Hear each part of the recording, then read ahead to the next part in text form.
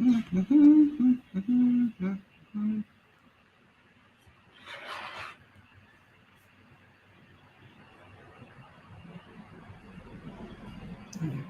this is not working.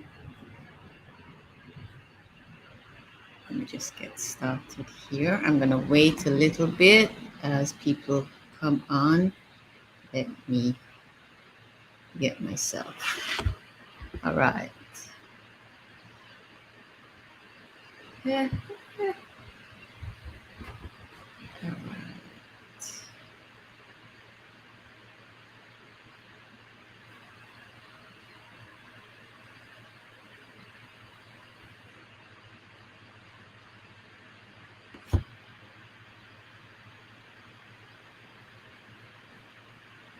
Giving people a moment here. Okay.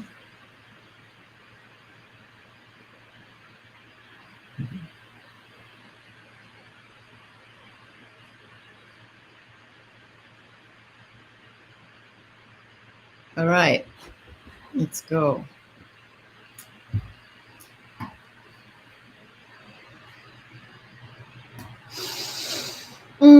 So it's just past 4 o'clock in the part of the world where I am.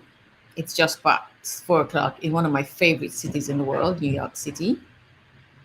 So good afternoon to everyone and welcome to number 2 of 3, The Many Worlds of Women. Yesterday we talked with hi there. Hi. I'll come to that. Okay. Yesterday I started with the whole idea for these 3 days of lives is my thinking, my brain working over time on things things that really, really matter to me. One of them being women in the world, and the other one being this tiny little island that I live on. And so I started these 3 days of lives, just talking to you, sharing information, asking for information back, for feedback, having a conversation about what it means to be a woman in this world. And so I'm a woman, I said, I live in a woman's world, in the world of women, because I'm a woman. And I am a woman living in a man's world, in a world created by and for men. And that's the situation for all women in the world, because no matter where you live, the 21st century world is still a world created by men for men. It's still a world that accommodates men in ways that it doesn't accommodate women. And although we've made lots of progress over the centuries, particularly the last century, the 20th century, we are nowhere near where we ought to be. We're nowhere near equality. And that's my work. That's the work that I've chosen. I've been handed. I have found that I should be doing. It's one of those things where you wonder about your life's work. Did you choose it? Did something happen at some point that it chose you? How do we get to be doing this? I don't know. I think it's some of all of that, some of all of those. But we find ourselves doing this work, whatever the work is, because it's meant to be our path for however long it's meant to be. And for much of my life, the issue of women, girls, having equal opportunity to contribute, to participate and contribute has always been an issue for me. The issues of equality of pay, of course, wasn't an issue for me when I was 12, 13, 15. It is now. The issue of access to political power and so on, we talked about those in school, but didn't really become real until I became an adult. And that's kind of the same with everybody. There's some things that just are not children's business, so to speak. And so I'm an adult now who finds that my life revolves around women and women's place in the world. And the important thing for me is that women get to participate fully without restriction, without obstacles. Women get to participate and get to contribute. And I say this over and over and over and over again. It is important that women contribute, because when women are not being allowed to contribute, when women are not able to contribute, all of us lose. And the flip side of that, if I say that in the positive, which of course coaches always say do that, as women contribute, when women contribute, we all win. We all benefit. There's no question, no ifs, ands, buts, maybes. Fact. Unimpeachable fact. Unimpeachable fact. No question. When women contribute, everybody does better. Despite what many men will tell you, that is the truth. That is the reality of human existence. And so I've been fascinated by this, partly because I'm a woman, and partly because, there's so much that we're missing, and so much that we could all be enjoying. Were women and girls allowed, able, supported in making their full contribution in whichever area they wanted, whether it's avionics or hairdressing, whether it's writing code or writing comic books, whether it's fashion, whether it's designing shoes or wearing shoes, modeling shoes, whether it's designing shoes or modeling shoes, because the shoes are important to me. So those of you who know will know that. So anyway, yesterday I started talking about my life as a woman living in a woman's world, and as a woman living in a man's world, in the world of men, which is the world. And so, throughout history, women have created our worlds where we get to just be women. But those worlds are almost always closed. Think about it. When I'm in Phoenix, I go to the sweat lodge, the Native American sweat lodges. The ones I go to are where the women go. And the sweat lodge, the whole idea of the circle and being in the earth and being in this dark womb-like space is all about feminine energy. Although there's heat in there from the lava rocks and so on, it's all about feminine energy and women being together. Of course, men use the sweat lodge also, but there's specific ceremonies and specific things about women that are special to women that have nothing to do with being warriors and all that. A few years ago, I read a series of books. I think it was 5 or 7 books about Bodhisattva, however you pronounce it. And they talked about the roundhouse where women would go. Think of today, about the kitchen where women always congregate. Yes. And so women have always, and of course, we know the stories of the harems and, those places where they kept the women. Women were allowed, those closed spaces, women were not allowed to leave. And they still are. That idea still pretty much maintains, even today, in many parts of the world. So, but these spaces have always been closed to the outside. Today, in some parts of the Middle East, women are finally being allowed to participate, to go to watch a game, to watch sports. But the men over here and the women are over there, separated. Why? There were all kinds of reasons: religious, social, traditional. All of it boils down to us, the world, being denied the participation, the conversation, the perspective of women. That does nobody any good, quite the contrary.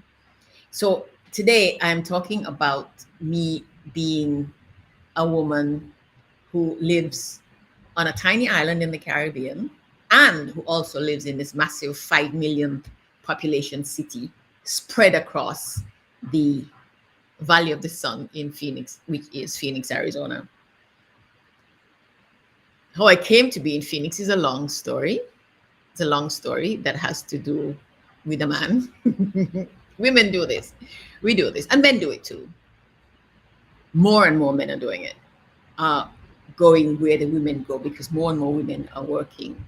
As it turns out, I did it the opposite. Despite me being who I am, And there are real good reasons for that, which you don't need to discuss here. But anyway, that's just how life is, because life is not either or. That's the whole thing. It's not either or. And that's part of the challenge with this whole question of men and women. It's either men or women. The world is not that. The world is men and women. And so sometimes in any relationship, sometimes somebody gives 60, 70, 80, 90%. Sometimes someone can only give 10. And then tomorrow, next week, the person who only gave 10 today can give 99%. That's how things work. So sometimes women move for men, sometimes men move for women. The history has been always women gave up their jobs, left their families, literally left their families, went off to change their names and all of those things. And that still happens in much of the world. Yeah. So I live in this little island where, as a woman, I have a lot of freedom. I have all the freedom I need, I think. School was not in question. Running around, however, as a child was. My brother was allowed to run around a lot more than his sisters were. I must say run around to play and be gone for hours at a time, and no one, nobody questioned whether he was at the beach or in the mountains. And, it's lunchtime, why is he not here? So there was that difference. And I think I said yesterday, there was a time in school, in primary school, when we did a writing exercise. And I wrote that I wished I was a boy, because boys had so much freedom and so much leeway. Yeah. I don't wish that anymore. I stopped wishing that pretty much the same day. Fortunately for me, my teacher instructed me, no, you don't want to be a boy. Come on. And I can't remember all that she said, but I do remember that she took the time to walk me through what I wrote. And mostly it was about freedom. It was about having freedom to move. It really was mostly about that. And on this little island, I have all the freedom I need, I think. I can go where I want, it's also pretty safe outside. Yeah. So I can walk around when I please, day or night, and feel pretty safe. I can do the work that I want. Women here can do the work that they want, pretty much. I've even seen women here in construction. Not a lot, but there have been. And however, the leadership, the highest levels of leadership have always been men, and continues to be so. You go to the bank, and it has always, throughout my entire childhood in this island, you go to any of the banks. We used to have more than one, and there are lots of women working there. But the manager, the boss, the person in charge, was always a man in all of the branches. At one time, we had Chase Manhattan Bank, we had Barclays Bank, we had Royal Bank, we had the Building Society, and then we had First American, I think, and they were all, and then the Bank of Montserrat, and the managers were all always men. Royal Bank had a woman for a couple of years. At one point, that was it. Look, in the government, it's the same thing. I remember being asked by the University of the West Indies to do a lecture on, do an address on women in the Caribbean some years ago. And I spoke about how women in the Caribbean, on the surface, it looks like we are free to be and do and participate and contribute. But when it comes, when it comes up to it, we are excluded, and sometimes very deliberately so. In 2022, I heard from a young man that women in politics, nah, one woman maybe, but we don't need it more than that. In 2022, and a young man too. He wasn't 95. He was in his 30s, I think. Yeah. So on the surface, it looks good. America is the same thing. I've been living in the United States since 1993. Since 1993, living and working in the United States, and working with girls and women for the most part. And I know that on the surface, American women have all the options. They can do anything they want. But actually, they can't. And one of the things that strikes me that keeps coming up is Equal Rights Amendment. In Montserrat, we have a constitution that says everybody is equal. There should be no discrimination. The Equal Rights Amendment doesn't even come up for thingy because we haven't even got thinking that deeply about the issue. In the United States, 1972, in 1972, the Equal Rights Amendment was passed in the United States Senate, and it's 2022, and it has not been ratified. It needs 38 states. It needs to be passed. It needs to be signed off on by 38 states in order to be ratified. And I think they're still at 35, and it's been at 35 since pretty much 1972. Why is that? If women are so equal, if people in the United States think that women are equal, why is it that there's this difficulty in putting it on paper, in making it the 25th or the 27th Amendment to the American Constitution? It has to be because so many people really don't believe it should be like that. And that's the reality of the matter. So when you look at American politics and you see how women are vilified, and the classic example, the standard example, the textbook example now is Hillary Clinton, and how she was clobbered and crucified and vilified for daring, first of all, to be an active first lady. When her husband was the president, she was working on healthcare, and let's just say they were not very nice. And then she chose to run for office, and then all the stops came out, the gloves came off. They didn't pull any punches. And this happens not just in the United States, it happens pretty much everywhere. When women step up to contribute, because there is no denying that Hillary Clinton is an intelligent and educated woman who could really make serious contributions. She has.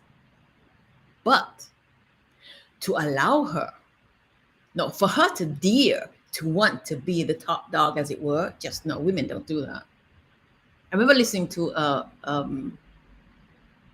an interview, a television story, a news story on TV when she was running, and this woman, I think it was in Virginia or Maryland, in a salon full of women, and the women, they would say, no. Even the woman who owned this salon said, I love her, I like Mrs. Clinton, I think she's good, but the presidency is for men. It's not for her. It's not for women. That makes no sense. But there's so many people who believe that. Not just men. One of the reasons why women have such difficulty achieving this acceptance of our equality, not our equality, we are equal, but the acceptance of our equality, the acceptance of our abilities to make serious, helpful, beneficial, generally beneficial contributions, is that we've all been co-opted. The men have been taught that, because there are men and there are women, but the women also have been taught that there should be men and there should be women. And so the women who want to do the things that men do, like lead, like play sports, like make decisions, get reminded by men and women, because it was that's not a thing for women. It was a group of women actually, led by this particular woman. We'll just call her PS. We won't say her whole name. We'll just call her PS, who railroaded the Equal Rights Amendment ratification in the United States. She stepped up and said, basically that no, men and women are different and should be different. She's what I think they call a biological determinist. So she believed that physical characteristics were what determined our roles in society. The fact that our brains are equal, brains are part of our physical characteristics, not so? And since our brains, women's brains are no less than men's, that defeats the argument, doesn't it?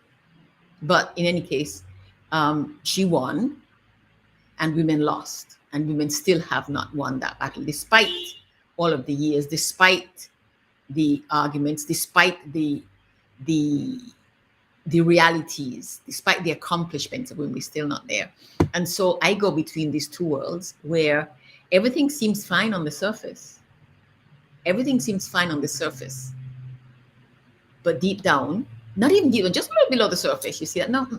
And in fact, that address I told you about that I made for the University of the West Indies, a man came up to me afterwards and said, "You're all wrong. You are all wrong, Miss Osborne. You are all wrong. Women are not supposed to be in charge. I will never let a woman lead me anywhere." He's not married. He's never got married as far as I'm aware. He's not the only man who thinks that. Millions, billions of men feel that way. They feel that women's job is housekeeping and child rearing. And if you were to think about it, housekeeping and child rearing, housekeeping for them, the woman would be able to do the housekeeping for them at a much higher level, and they would be much more satisfied and comfortable and fulfilled at home if she were able to get herself for education and learn about the world and learn about, be able to have conversation and learn interior decorating and read books and all of those things. I honestly don't get it. I honestly don't get it. I think, I've read so much, I've written about it, I've talked so much, I've worked so much on this issue, and it still fails to. I don't get it. It seems so basic, so fundamental, so logical, so it's a no-brainer. But we've all been denied all of this wonderful, wonderful stuff for centuries, for millennia, because we continue to push, support, enable the inequality of women. And again, it's I keep saying over and over and over again, the point is, it's like it's a team. Think about it. You have a team, and we all know those teams where there's somebody who doesn't pull their weight. We've all been there. Every team we're in has at least one of those. It's annoying, it's irritating, and it makes the work harder for everyone, and it reduces our chances of doing well, of winning, of succeeding, of accomplishing the things that we say we want to do. So we know how that works. So transpose that. Yeah. Consider the almost 9 billion people in the world. Think of them as a team. And think how much better, how much more successful, how much more accomplished, how much more we could accomplish, how much more good we could all do and experience if all of us were being allowed, were not prevented from pulling our weight. And that's basically what's happening with women. We're not being allowed to pull our weight. We're not being allowed to make our contribution, and everybody suffers. And I say this over and over and over and over again. And so when I go back and forth between the islands and I carry something back and forth, I give you an example. Working with young girls at risk in Phoenix. I was doing a workshop one day they were 14, 15, 16, mid-teens, yeah? And at some point during the workshop, it occurred to me that I had just said like 4 or 5 times something that a woman in the little island in Montserrat had taught me. Yes? So what women taught me in the little island, I took with me and taught to girls in this big city. That's how the world works. And that is how it's supposed to work. Had I not, let me just add, those who were young girls, they're women now in their 30s. And they remember and they tell me about these things that I taught them, that I was taught 3,000-4,000 miles away from them, 2,000 and something miles away from them. So think about this. Had I not had the opportunity, had I not had the freedom, the almost equality that allowed me to get educated and to move around the world, I would have missed that. And those girls who now are women who are teaching their children these things would not have learned those things. They'd have learned lots of things, but they would not have learned that particular thing from me in that particular way, and it would not have made that particular impression on them. So they would have missed something. I would have missed the sense of wonder. I have to tell you, the sense of wonder that came to me when I realized that. And the deep joy, I have to tell you, when I came back to the island and tell some of these women, I taught that thing you taught me, I taught it to girls in the United States of America who are supposed to know everything and have everything right there for them. That's how it's supposed to work. And if women are not allowed, women are locked away in their homes and covered from head to foot when they go out, are not allowed to speak and not allowed to do, what can they teach? They're being limited in what they can teach, and therefore the people who they teach, the children of the men who insist on this, are being deprived. And look around you and tell me, do you not notice that the countries that are least developed, that are least advanced in many ways, in so many ways, look at the conditions of women, look at the conditions under which women live in those countries. I go to China to work, and I'm working with college students, undergrads, and we have these conversations about what it means to be a woman, what it means to grow up as a woman in China. And in the 21st century, they are telling me about being pressured to get married as soon as they become adult, basically. And a few months ago, maybe about 3 months ago, I had a catch-up meeting with someone. It was a beautiful, beautiful thing with a group of them. And we talked about that, about them not just getting married. And of course, I asked myself, I know I did not tell them, do not get married. I know I told them, think about it and make a decision about when it's right for you. And some have got married and some have not, because they thought about it and made the decision. It's right for me now, it's not right for me now, I'm not ready yet, I will do it then. And they got the strength. They found the personal power to take control of their lives to the extent that they could. And this was one. And so they are having wonderful lives, living in big cities and experiencing things. And they will get married when they're good and ready, or they will not, if they decide not to. That's the option that women ought to have. They've gone on to do master's degrees and doctorates and so on, and living in the other parts of the world and gaining all this amazing experience and feeling richer and more fulfilled, and feeling more confident about what they can contribute back home in China. And that's what happens when I go to the United States and China and Europe and wherever. I learn, I take things in that I can bring back to the little island to help us move forward. And I find, just as I find being a woman in a woman's world, living in a man's world, it's all the same. Even in the worlds that women create for ourselves turn out to be governed anyway by the rules in the wider community, which are set by men. And so it's all one world. It's the same thing between the small island and the big city. Seems like two very different places, two very different worlds. But when you come down to the nitty-gritty and come down to the basics, it's the same. Why is it the same? Because people are the same everywhere. Women are the same everywhere. My grandmother told me that years and years ago. She taught me women must always look out for one another, because women everywhere have the same troubles, is the word she used, the same troubles. Women must look out for one another because women everywhere have the same troubles. And my grandmother was not a very well-traveled woman. My traveling has taught me that she was absolutely right. And so I do this work. And so I'm enjoying doing these lives and these programs that I get to share and to talk and to have conversations and to, just to engage with other women and men, because we have men come on here who are thinking about these things and thinking through these things and asking questions and looking for the best answers, So tomorrow we are going to talk about me being a Black woman living in a Eurocentric world.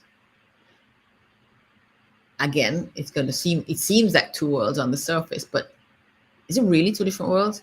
So when I thought about this, I thought about the world of women, the world of men, the world of the tiny island, the world of the large city, on the continent, no less, the world of a Black woman, the world of the Eurocentric world. 6 worlds, 6 different worlds.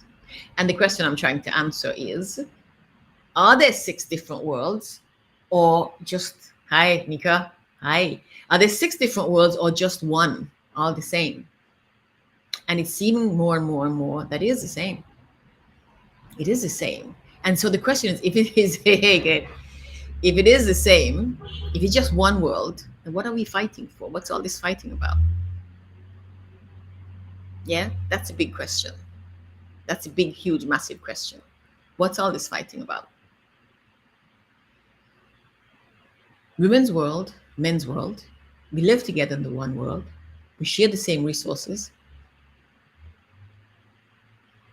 We're working for the same things, we think. Peace and security and joy and happiness and fulfillment and accomplishment and everybody being good, everybody feeling good, everybody having the best things in life. Or are we? And why is it that the best things in life, including leadership, have to be reserved for men? Who decreed that it should be so? Men. But who helps to perpetuate that? Women also.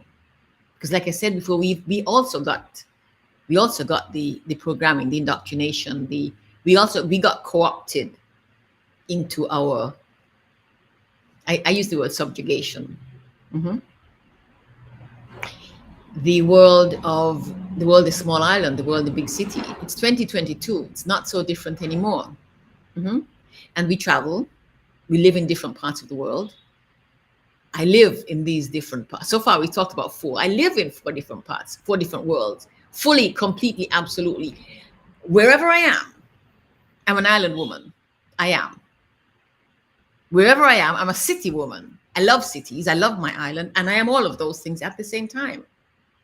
Fully immersed, engaged. I'm as involved in issues in the big city as I am in the small island. I'm as engaged in the issues about men as I am in the issues about women, because they all intersect, interconnect, all form one. And separating them just creates more and more discord. And discord is harming women, has been harming women. Discord continues to harm women. And guess what? It harms men also.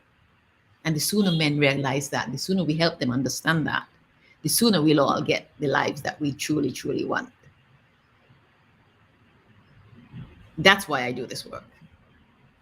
That's why I do this work.